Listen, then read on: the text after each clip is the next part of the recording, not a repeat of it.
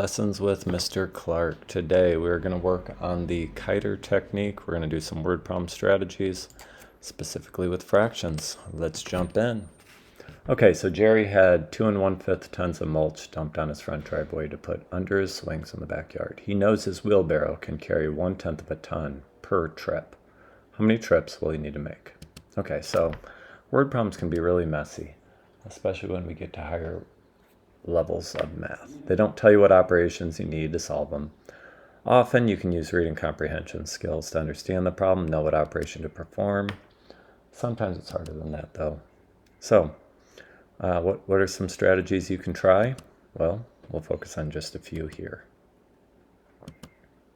So let's be a KITER. This is what a KITER is. Looks super fun. So we're going to take each letter of KITER. We're going to look at the key words. We're going to try illustrating it. We're going to try T-charts, easier numbers, and always ask, is it reasonable? Okay, so let's practice with this. So keywords. We're going to look for words you've learned in the past that help you. So, you have, for addition, there's words like both, to join. For subtraction, there's words like what's the difference? How many less than? For multiplication, a big one is the word of. Or times, or if you have an array, or you have rows, columns, that kind of thing. Division, the one I really look for is if you're splitting into groups, if you're sharing. How many per? Per is a good division word. Okay, we'll make a better list later on. Okay, so let's look at this. Let's look for any keywords in here. I didn't really see any. Okay, so let's try illustrating it. Okay, when we illustrate it, we can just draw what we know. Okay, make it quick. No Monets. We're not making great art here. We want to label it with numbers to help us. Then we can write an expression or an equation with the operations in it. Okay, so here we go. So 2 1/5 tons of mulch. So you could go ahead and draw 2 1/5 tons of mulch.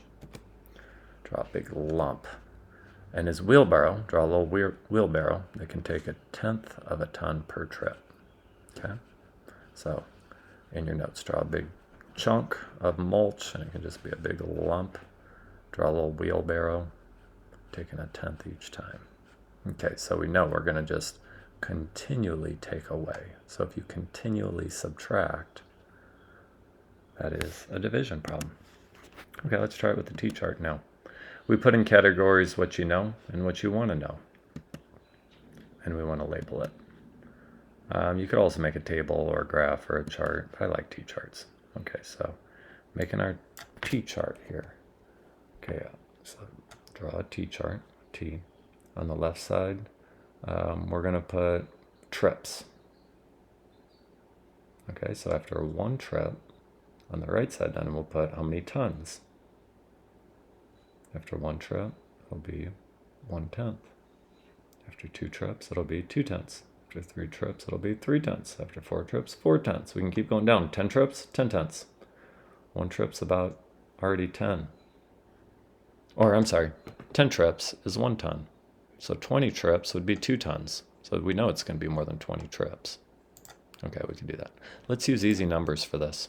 We're going to plug in easy numbers for fractions or bigger numbers.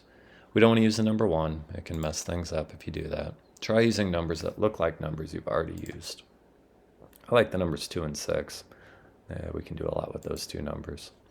Write an equation, solve your problem with these easier numbers.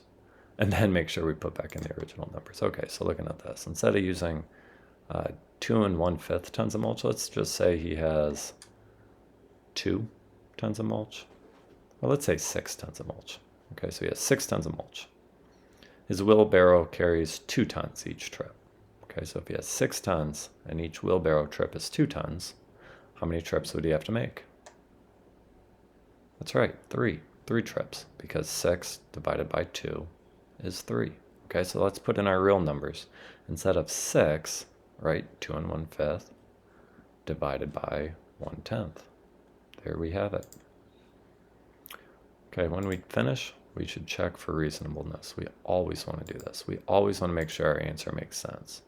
Do some quick rounding to make sure it makes sense. If not, we want to start over. So we know our answer should be about 20. Okay? So looking back at this, we said it's 2 1/5 divided by 1/10. When you do that, you'll get the answer, let me think here, should be the answer of 22 trips. If your answer's a little more than 20, you know you're pretty close. All right, so let's remember to be a kiter. Check for keywords, illustrate it, T-charts, easy numbers. You don't always have to do all 3 of these middle steps, but you always want to check for reasonableness. Looks super fun. Okay, let's do another one. So a farmer's land is separated into sections of size 2 1/7 acres. Suppose there are 4 3/8 such sections. How many acres of land does the farmer own? Write your answer as a mixed number in simplest form. Okay, so if we're looking for keywords, we know it's divided up into sections. We want to know how many acres he has. We know he has way more than 2 acres because he's going to make it into 4 sections. Okay, so let's try drawing it. Okay, so each section is 2 1/7. There's 1 section, there's 2, there's 3 sections, 4 sections, and then he's got this little section here. So here's 4 3/8 sections. That one's not 2 1/7. It's going to be less than that. Okay, so we can see that this could be a repeated addition or multiplication. 2 1/7 times 4 1/8.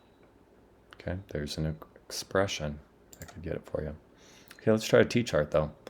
1 section would be 2 1/7. 2 sections would be double that. 3 sections, triple that, 4 sections. And we know he doesn't have 5 sections. So we know it's going to be somewhere between 8 acres and 10 acres, probably somewhere in that range. All right, easier numbers? Well, this is easy. We can just round this to 2 and round this to 4. And we know 2 acres each, and there's 4 sections. 2 times 4 would be 8. Our answer should be about 8. It's going to be bigger than 8. Okay, what's reasonable? Well, a number bigger than 8, less than 10. So clearly it's going to be multiplication. 9 3/8 would give you your correct answer. If you're not close to that, start over. All right, let's do another one. A construction crew has just finished building a road. The crew worked for 3 1/3 days. If they built 2 1/4 kilometers of road each day, they built that much, what's the total length of the road? All right, you could use any technique to solve this. What I would do? Well, easy numbers. Crew worked for 3 days. They built 2 kilometers each day. They worked for 3 days and built 2 each day. How many would that be? You're right. It'd be about 6 kilometers. So how did you do that? Well, you didn't add those numbers. You're going to multiply those numbers. So 3 1/3 times 2 1/4. Change those to improper fractions. You're going to come up with 7.5 kilometers. Our reasonableness, our easy numbers gave us 6. 7.5 should work. You could also draw this. Draw 3 suns for 3 days and 2 1/4 kilometer each time. All right, let's go be a kiter. Good luck. Thanks for watching.